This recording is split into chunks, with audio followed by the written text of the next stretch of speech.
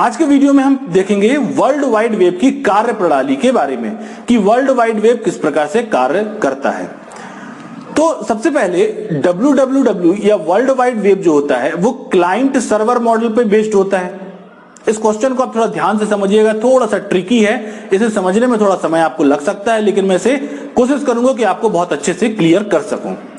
World wide web client server model पे कार्य करता है, यानी कि उस पर आधारित होता है, जिसमें क्लाइंट साइट पर रिमोट मशीन पर क्लाइंट सॉफ्टवेयर जिसे हम वेब ब्राउजर कहते हैं वह कार्य करता है। थोड़ी नॉर्मल भाषा में इसको समझाता हूं कि क्लाइंट सिस्टम क्या हुआ, वह सिस्टम जिस पर आप इंटरनेट का प्रयोग कर रहे हैं। यूजर जिस सिस्टम का उपयोग कर रहा है वो सिस्टम कौन सा होगा, क्लाइंट साइट होगा, क्लाइंट सिस्टम होगा। उस पर यदि आपको इंटरनेट चलाना तो आप किसका उपयोग करते हैं, किस सॉफ्टवेयर का उपयोग करते हैं, ब्राउजर का उपयोग करते हैं।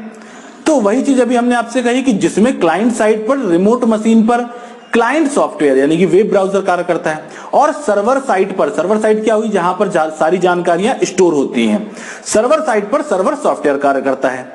अब इन दोनों के बीच में क्या कार्य होता है ये हम समझते हैं। क्लाइंट के द्वारा वेब ब्राउजर के एड्रेस बार में जो आपने ब्राउजर ओपन किया हुआ है, वेब ब्राउजर क्या होते हैं इसके बारे में हम आपको आगे भी बताएंगे, प्रैक्टिकली दिखा के बताएंगे कि किस प्रकार के ब्राउजर होते हैं।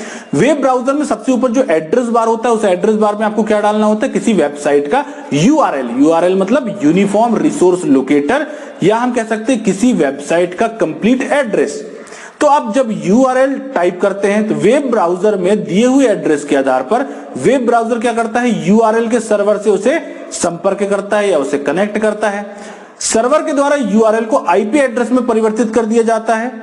इससे क्लाइंट कंप्यूटर एक निश्चित सर्वर से जुड़ जाता है। जब एक बार साइट प्रदर्शित होती है तो उसमें सामान्य टेक्स्ट के अतिरिक्त हाइपर टेक्स्ट भी होते हैं। आपने देखा कि आप कोई चीज सर्च करते हैं तो क्या होता है, सर्च करने के बाद आपको स्क्रीन पर बहुत सारी ब्लू कलर की हाइपर टेक्स्ट लिंक दिखाई देने लगती हैं, है ना।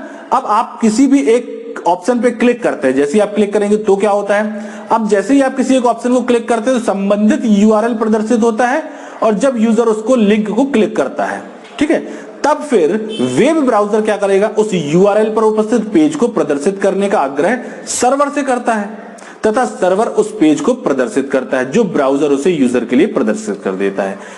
सरल भाषा में इसको एक बार और समझ लेते हैं क्या हुआ है अभी तक। सबसे पहले हमने कहा कि जो वर्ल्ड वाइड वेब है वो क्लाइंट सर्वर आर्किटेक्चर पर डिपेंड कर रहा है। क्लाइंट क्या हुआ, वह सिस्टम जिसपे यूजर बैठा हुआ है। सर्वर क्या हुआ, वो साइट जहां पर सारी जानकारी स्टोर होती है।